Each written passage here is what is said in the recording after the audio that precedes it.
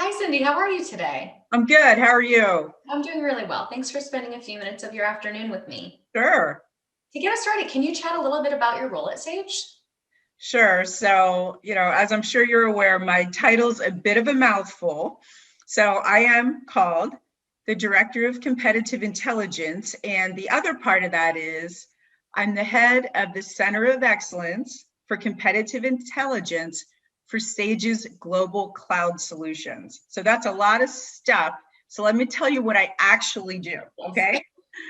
So I have a team that monitors the competition for a set of products.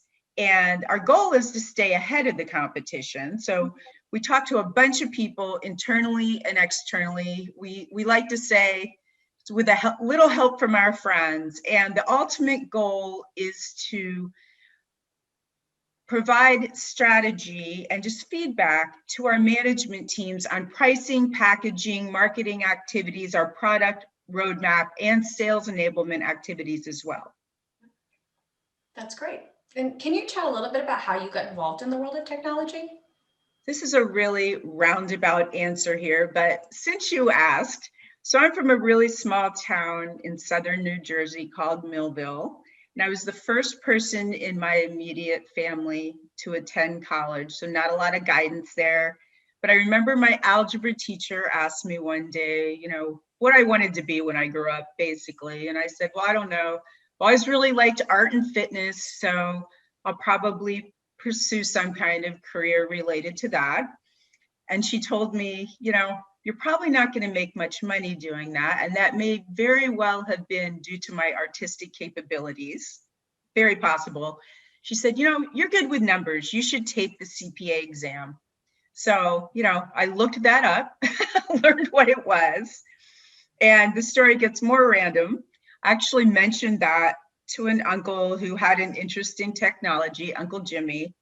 And he said to me, and remember, this is back in the Stone Age now, you know what they're really going to need someday? They're going to need accountants who understand how to use computers. Again, back in the Stone Age. So fast forward, I ended up at the University of Delaware with double majors in computer science and accounting. I was one of the only women in the computer science program. I think the only woman who actually worked in the computer center. So I go to school. I had never seen a computer in my life back in Millville, but I thought, how hard could it be? Answer, spoiler alert, it was really hard. The good news is this career in technology for all of these years has actually helped fund some of my passions: art, fitness, the remodel of the 100-year-old firehouse I live and work in, which is amazing. And I guess my bottom line on this very long way to get to that answer, no matter what you do, no matter what your majors are, if you're creative, and especially in technology, you can apply the creativity to your job and it can actually be really fun. Definitely. That's great advice. And diving in a little deeper, what do you think is the best part of your job? So at the risk of sounding too sappy or like I'm trying to get a promotion, the people I work with are absolutely the best part of my job. They really are like my family. So starting with the people who recruited me into Intact before we were Sage Intact over 7 years ago. So a really, really close-knit group of folks that I consider my friends. They're super supportive. We were a much smaller company back then. So both that team and our management team, including my current manager, kind of all grew up together. That's really the truth. Now, having said that, even though we're part of a much larger group under Sage now and a larger corporation, you can still be like a family because we all are still in smaller departments and we act that way anyway. But we truly have all grown up together, which is really a lot of fun. So between those work friends, other internal teams, the partners that we work with, some of whom I have worked with for over 30 years at this point. These are the folks that sell our products. They're just an amazing group of people. I've also been able to build out my own team, even during the pandemic, which is amazing. So we've got such a fun group on my own team. This is another part of the family. We kind of had fun day and night, which is what really helps when the things are getting tough, right? Definitely. And you chatted a little bit how, the company has really grown and with that, so has your role too. So how would you describe what your leadership style is today and maybe talk a little bit about what has shaped that? So this is going to be another long way of getting there, but I want to go back to what has probably shaped this. I became what I believe to be one of the first remote employees back in the 1990s, and I don't mean of this company. That was a few careers ago. I used to be in banking, and I was doing mergers and acquisitions, budgeting and planning, things like this. But because I knew what technology was back in that day, I also got put in charge of hardware in this huge office, which was definitely not my strong suit. So people would run in my office and say things like, Cindy, they're trying to move my computer to another room, but I needed to have you there. I didn't want them to unplug it because I thought I was going to lose everything. Or like using their disk drives as coasters and things like that. So I said to my boss one day, I like the mergers and acquisitions part, but this technology thing is really not what I signed up for. And he said, what do you want? And I said, I don't really work with the people in this office anyway. I work with people throughout the state and the country. I kind of don't want to come in here anymore. And he said, okay, take all your furniture, take your computer, and go home, and you don't have to come back.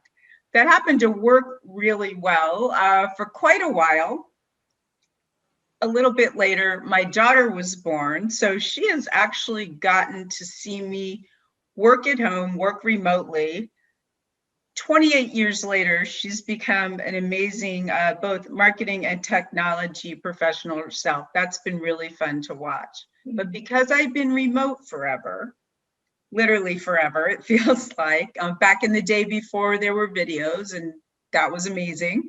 I've been able to work with other remote teams. My team is remote now, but we work with people all across the country and all around the world.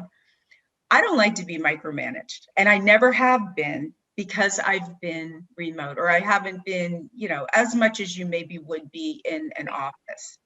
I don't micromanage my people. I don't do that at all. We're all very busy.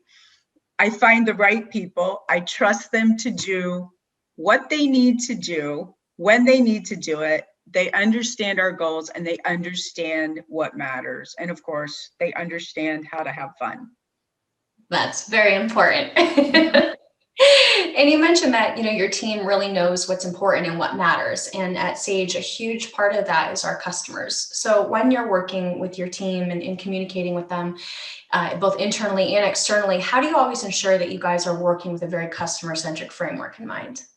Honestly, that's the easiest question to answer here. This is not hard for my team based on our backgrounds. All of us over the years have either worked for a partner organization, again, the folks that sell our products. I owned a small firm of my own, which I started right about when I had a baby, which I thought was going to be a part-time job, and turned out, that's just not exactly how that all turned out. But all of us have worked for these firms. These firms sell to our customers. We've all implemented software, and we've all been on a customer site many, many times. So one of my most vivid memories of this and learning what's important to a customer was right after my daughter was born. She might have been 3 months old. It's late on a Friday afternoon. One of my customers called me up and said, Cindy, we need you out here right away. Well, either my babysitter hadn't shown up or was gone for the day. I've got a 3-month-old sitting there, and I'm like, do you really need me right now? Of course they did. We'll take care of the baby. So I put the baby in the car, went out there. When I showed up, there were 40 contractors standing in front of the printer because their paychecks wouldn't print. Oh no. So it's a Friday afternoon. They need gas money to get home, and they need beer money for the weekend.